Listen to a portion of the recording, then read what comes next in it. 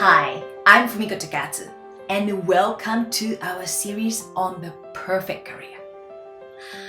We are going to start the series here with finding the perfect career. And the way I want to do that is, I want to take you on a journey. It is actually my own personal journey of how I found the perfect career I have. And the reason I want to tell you my story is not so you will know my story, but because my story seems to be many of your stories. So as I'm telling you the story, I want you to pay attention and see what you hear that applies to you. Look for the 3 epiphanies I have about what features the perfect career has, and notice if you too have had the exact same epiphanies. So if you've been following me, you probably know that I'm from Japan, born, raised, and educated there. So as a girl, I was expected to dress certain way, to act certain way.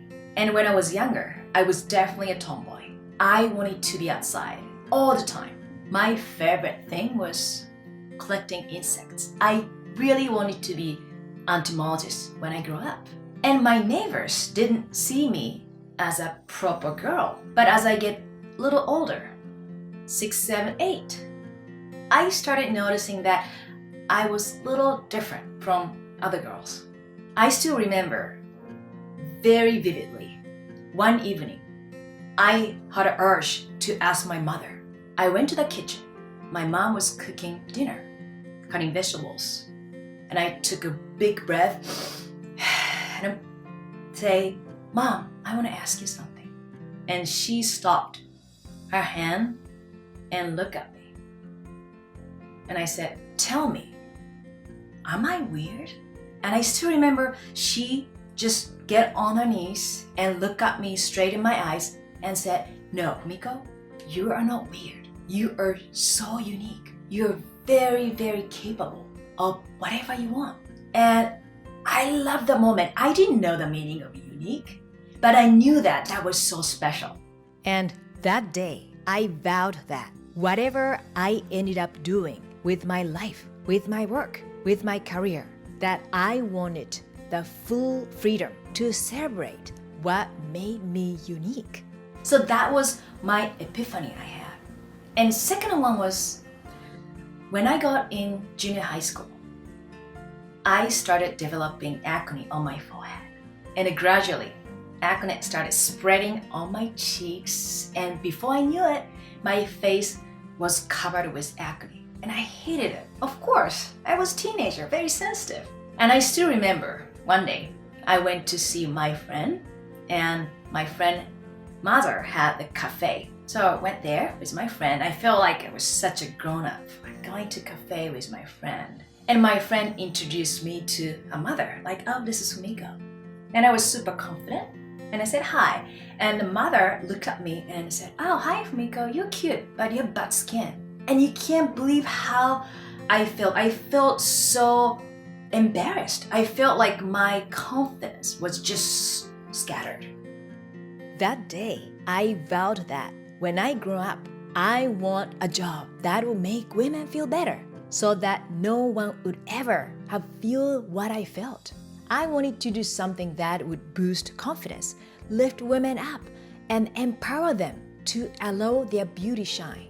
I never wanted a woman to even feel the way I did, looking in the mirror and not recognizing herself, feeling like she has to use all the lotions and the potions out there when there are natural alternatives that work even better. I didn't know it then, but the seeds of the face yoga method were planted. And this should be my vehicle to help other women. That was my second epiphany. After high school, I got into college. And third year in college, I finally got a permission from my parents to go Canada. Spend 1 year there. And the freedom I experienced, I loved every single piece of it. So after 1 year, I went back to Japan, graduated, and I got a job teaching at girls' high school. I wanted to teach those girls how to find the uniqueness, how to find their own voice, how to feel that opening themselves to a new opportunities like I had when I went to Canada. And then one day I realized that I had the limitation of teaching those high school girls what I wanted to teach. I wanted to teach more than the curriculum the school had. I wanted to teach them more about life. And I thought about it, what I could do. My answer was, teach at college level. Gives me freedom. Even though my parents didn't like the idea of me going back to Canada or getting higher degree. And I didn't care. I just wanted to expand my freedom. So I made enough money. I saved all the money I needed. And I took off. I went to graduate school in Canada, studied cultural anthropology. And I got a job at teaching at one of the oldest women's universities in Tokyo, Japan. And I loved it.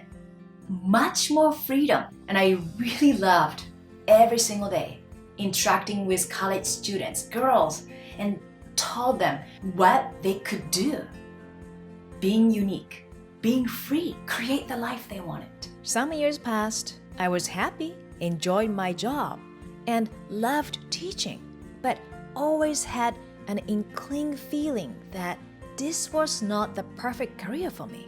I wanted to share something so unique that it would have never fitted in the rigid lines of a university curriculum. One day, when I was vacationing in States, I got in a car accident. It was almost fatal. I was lucky to survive, but the trauma of the accident made my face and the body out of alignment. And I was 35, so I started seeing the age on my face too. I felt like I was losing my confidence again. Almost brought back the memory of the time that I lost the confidence on my skin. And I didn't like that.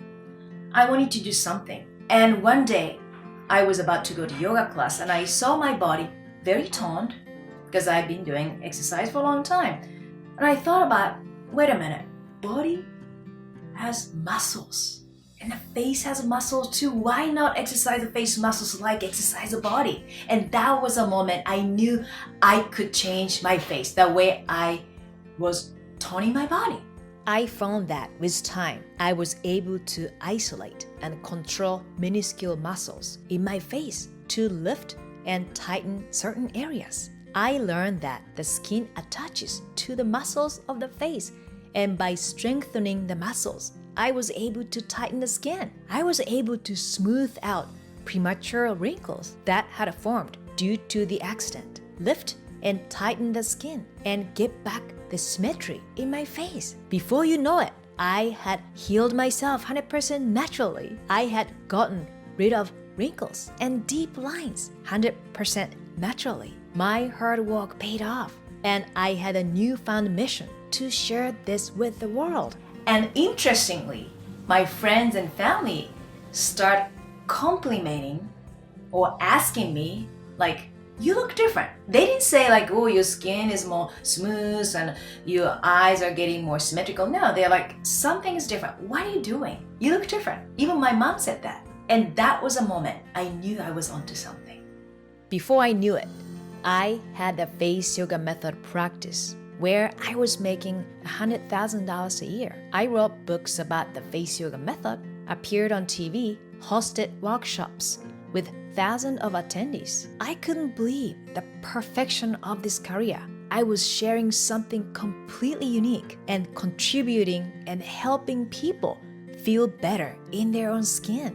But after a few years, being a high-profile celebrity started to take a toll on me. I started to feel caged, to feel trapped. My work schedule was out of control. Shooting at 11 p.m., speaking at multiple events per week, not having weekends off, and having someone else dictate what kind of face yoga I was teaching. Starting a family was out of the question. Even though I was helping women daily, it wasn't on my own terms. At this rate, I knew that the face yoga method would only get bigger, but I didn't want to lose myself, to lose my freedom. This career had everything I wanted, except this one little piece. I wasn't quite as free as I wanted to be. And I'm going to tell you in the next part, the secret that changed everything. So stay tuned for the part 2 because I want to tell you about the secret that made everything come together.